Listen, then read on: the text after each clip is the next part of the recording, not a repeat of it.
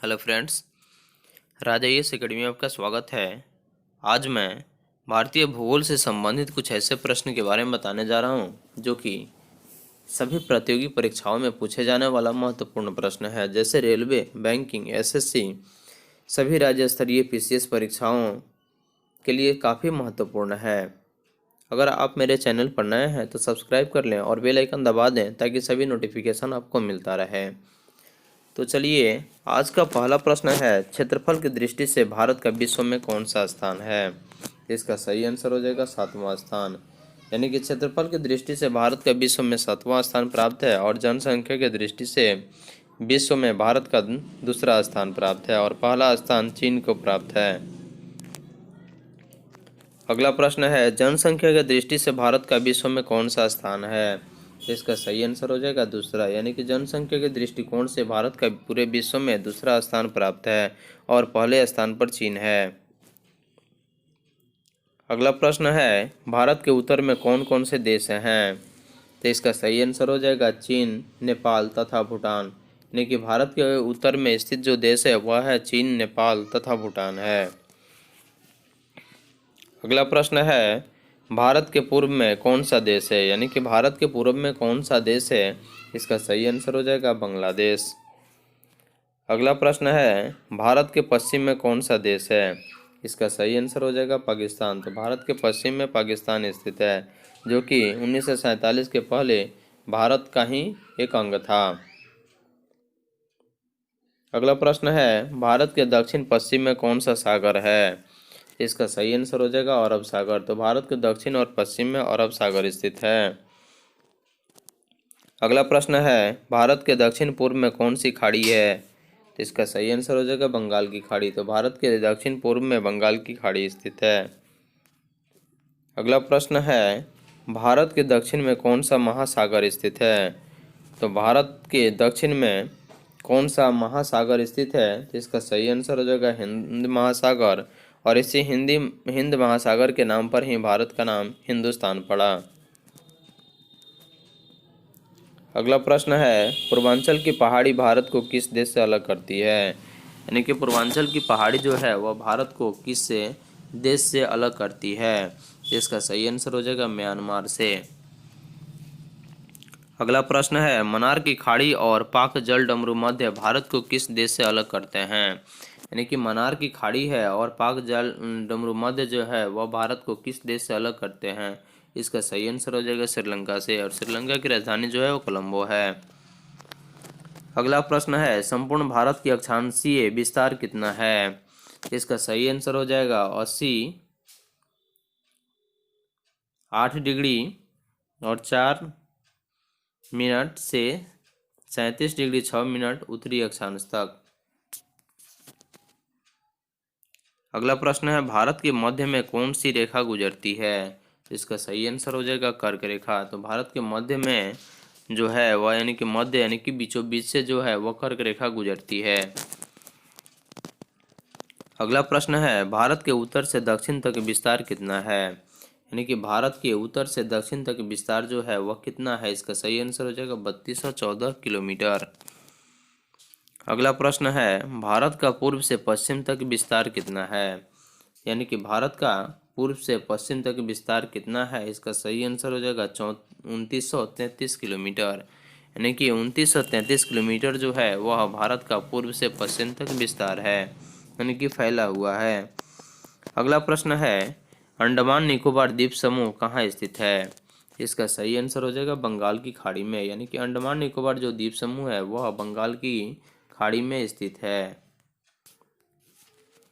अगला प्रश्न है, लक्षद्वीप कहाँ स्थित है? तो इसका सही आंसर हो जाएगा अरब सागर में। यानी कि लक्षद्वीप जो है वह अरब सागर में स्थित है। अगला प्रश्न है, भारत का दक्षिण छोर क्या कहलाता है? यानी कि भारत के दक्षिण छोर जो है वह इंदिरा पॉइंट कहलाता है, इसलिए सही इसका आंसर हो जाएगा इंदिरा पॉइंट। और भारत के दक्षिणी छोर को इंदिरा पॉइंट के नाम से भी जाना जाता है और भारत के सबसे दक्षिणतम बिंदु इंदिरा पॉइंट कहा जाता है। अगला प्रश्न है, इंदिरा पॉइंट को किस दूसरे नाम से भी जाना जाता है? यानी कि इंदिरा पॉइंट को दूसरा नाम से भी जाना जाता है, वह दूसरा नाम कौन सा है? इसका सही आंसर हो जाएगा पिगमिलियन पॉइंट, जो कि भारत के सबसे दक्षिणतम बिंदु पर स्थित है। अगला प्रश्न है, भारत का क्षेत्रफल विश्व के क्षेत्रफल का कितना प्रतिशत है? तो भारत का जो क्षेत्रफल है वह विश्व के क्षेत्रफल का कितना प्रतिशत है? इसका सही आंसर हो जाएगा 2.4%। अगला प्रश्न है, विश्व की कुल जनसंख्या का कितना प्रतिशत भारत में निवास करता है? यानी कि पूरे विश्व की कुल जनसंख्या जो है उसका कितना प्रतिशत हमारे भारत में निवास करता है? इसका सही आंसर हो जाएगा 17%। यानी कि पूरे विश्व की 17% जनसंख्या जो है वह भारत में निवास करती है। अगला प्रश्न है, भारत का कुल क्षेत्रफल कितना है? यानी कि भारत का जो कुल क्षेत्रफल है वह कितना है? तो इसका सही आंसर हो जाएगा 32,87,263 वर्ग किलोमीटर। अगला प्रश्न है, भारत की स्थल सीमा से कौन से देश लगे हैं? इसका सही आंसर हो जाएगा बांग्लादेश, चीन, पाकिस्तान, नेपाल, भूटान और बर्मा। यानी कि भारत की स्थल जो सीमा है वह बांग्लादेश, चीन, पाकिस्तान, नेपाल, बर्मा और भूटान, इन सभी देशों से लगा है। अगला प्रश्न है, भारत की जल सीमा किन क्षेत्रों से मिलती है? यानी किन देशों से मिलती है? इसका सही आंसर हो जाए मालदीव, श्रीलंका, बांग्लादेश, म्यांमार और पाकिस्तान। यानी कि भारत की जो जल सीमा है वह मालदीव, श्रीलंका, बांग्लादेश, म्यांमार व पाकिस्तान से मिलती है। अगला प्रश्न है, कर्क रेखा किन राज्यों से होकर गुजरती है? यानी कि भारत का कौन ऐसा राज्य है जिस राज्यों से होकर के कर्क रेखा गुजरती है? तो इसका सही आंसर हो जाएगा राजस्थान, गुजरात, मध्य प्रदेश, छत्तीसगढ़, झारखंड, पश्चिम बंगाल, त्रिपुरा और मिजोरम, इन सभी राज्यों से होकर के कर्क रेखा गुजरती है। अगला प्रश्न है, भारत की मुख्य भूमि की दक्षिणी सीमा कितने अक्षांश है? तो इसका सही आंसर हो जाएगा 8 डिग्री 4 मिनट। अगला प्रश्न है, भारत का मानक समय कहाँ से लिया गया है? तो भारत का जो मानक समय है वह कहाँ से लिया गया है? तो इसका सही आंसर हो जाएगा इलाहाबाद के निकट नैनी नामक स्थान से।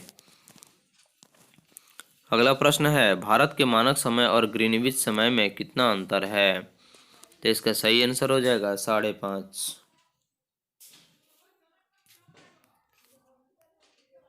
अगला प्रश्न है, भूमध्य रेखा से भारत के दक्षिण छोर की दूरी कितनी है?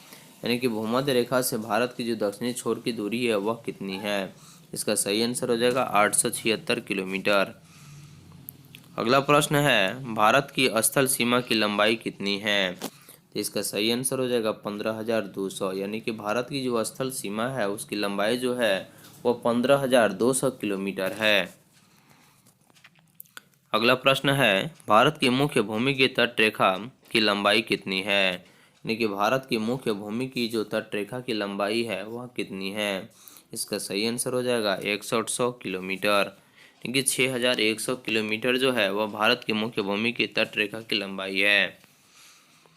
अगला प्रश्न है, भारत की कुल तट रेखा की लंबाई कितनी है? इसका सही आंसर हो जाएगा 7516 किलोमीटर।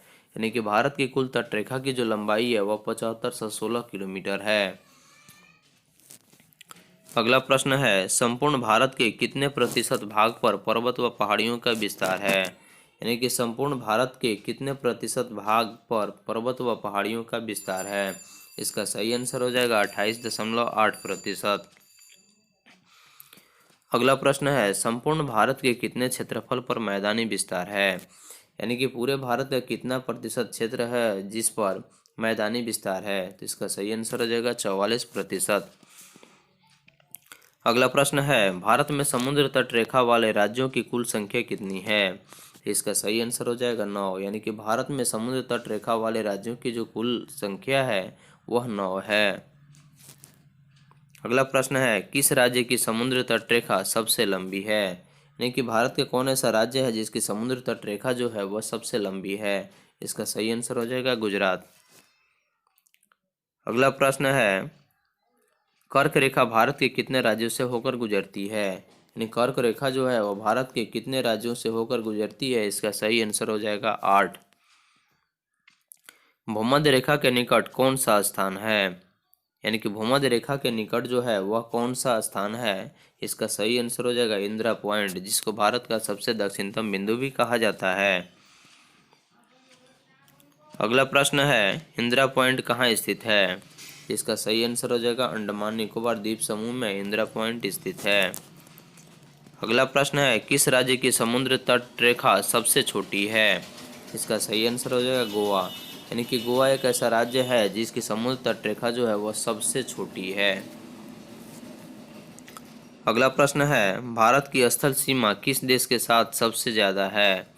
इसका सही आंसर हो जाएगा बांग्लादेश। यानी कि भारत की जो स्थल सीमा रेखा है वह बांग्लादेश के साथ सबसे ज़्यादा है। अगला प्रश्न है, भारत का कौन सा भू आकृतिक भाग प्राचीन है? प्राचीन मतलब पुराना है। यानी कि भारत का कौन सा स्थान है जिसकी भू आकृति, भू मतलब भूमि की आकृति मतलब बनावट जो है वह सबसे पहले का है? तो इसका सही आंसर हो जाएगा प्रायद्वीपीय पठार। अगला प्रश्न है, भारत के पूर्वी समुद्र तट को किस नाम से जाना जाता है? इसका सही आंसर हो जाएगा कोरोमंडल तट। यानी कि भारत के जो पूर्वी समुद्र तट रेखा जो है उसको कोरोमंडल तट के नाम से जाना जाता है। अगला प्रश्न है, कोंकण तट कहाँ से कहाँ तक फैला है? इसका सही आंसर हो जाएगा गोवा से दमन तक। यानी कि गोवा से दमन तक कोंकण तट फैला है। अगला प्रश्न है, लक्षद्वीप समूह के द्वीपों की उत्पत्ति किसके द्वारा हुई? तो इसका सही आंसर हो जाएगा प्रवाल द्वारा। यानी कि लक्षद्वीप समूहों के द्वीपों की उत्पत्ति जो है वह प्रवाल द्वारा हुई है। अगला प्रश्न है, न्यू मोर द्वीप कहाँ स्थित है? इसका सही आंसर हो जाएगा अंडमान सागर में। यानी कि न्यू मोर द्वीप जो है वह अंडमान सागर में स्थित है। अगला प्रश्न है, कौन सा द्वीप भारत और श्रीलंका के बीच स्थित है? इसका सही आंसर हो जाएगा रामेश्वरम। यानी कि रामेश्वरम एक ऐसा द्वीप है जो कि भारत और श्रीलंका दोनों के बीच में स्थित है। अगला प्रश्न है, लक्षद्वीप समूह के कुल द्वीपों की संख्या कितनी है? इसका सही आंसर हो जाएगा 36। यानी कि लक्षद्वीप समूह के द्वीपों की कुल जो संख्या है वह 36 है। अगला प्रश्न है, लक्षद्वीप समूह में कुल कितने द्वीपों को मानव का वास है? इसका सही आंसर हो जाएगा 10। यानी कि लक्षद्वीप समूह में कुल 10 द्वीपों पर मानव का वास है, यानी कि मानव निवास करता है। अगला प्रश्न है, भारत के किस स्थान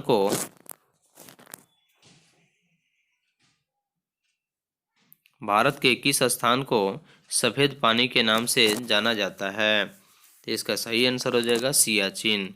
यानी कि भारत के किस स्थान को सफेद पानी के नाम से जाना जाता है? इसका सही आंसर हो जाएगा सियाचिन। अगला प्रश्न है, जम्मू कश्मीर का वह हिस्सा जो चीन के अधिकार में है क्या कहलाता है? इसका सही आंसर हो जाएगा अक्साइन चीन। यानी कि जम्मू कश्मीर का वह हिस्सा जो है जिसको चीन के अधिकार क्षेत्र में है उसको अक्साई चीन के नाम से जाना जाता है। अगला प्रश्न है, भारत में शीत मरुस्थल कौन सा है? इसका सही आंसर हो जाएगा लद्दाख। यानी कि भारत में शीत मरुस्थल जो है वह लद्दाख में है। अगला प्रश्न है, भारत की देशांतर स्थिति क्या है? तो इसका सही आंसर हो जाएगा 68 डिग्री और 7 मिनट से 97 डिग्री 25 मिनट तक। अगला प्रश्न है, भारत में कितने केंद्र शासित प्रदेश हैं? तो भारत में अब केंद्र शासित प्रदेशों की संख्या 9 हो गई है, जो कि पहले 7 थी। अगला प्रश्न है, किस देश के साथ न्यू मोर द्वीप के कारण भारत का विवाद है? किस देश के साथ न्यू मोर द्वीप के कारण भारत का विवाद यानी कि झगड़ा है? इसका सही आंसर है बांग्लादेश के साथ। अगला प्रश्न है, भारत किस गोलार्ध में स्थित है? इसका सही आंसर हो जाएगा उत्तरी गोलार्ध में। तो भारत जो है वह उत्तरी गोलार्ध में स्थित है। अगला प्रश्न है, केंद्र शासित प्रदेश दादर नगर हवेली भारत के किन राज्यों के बीच में स्थित है? तो केंद्र शासित प्रदेश जो है दादर और नगर हवेली वो भारत के किन राज्यों में स्थित है? इसका सही आंसर हो जाएगा गुजरात व महाराष्ट्र में। अगला प्रश्न है, किस राज्य को पहले नेफा के नाम से जाना जाता है?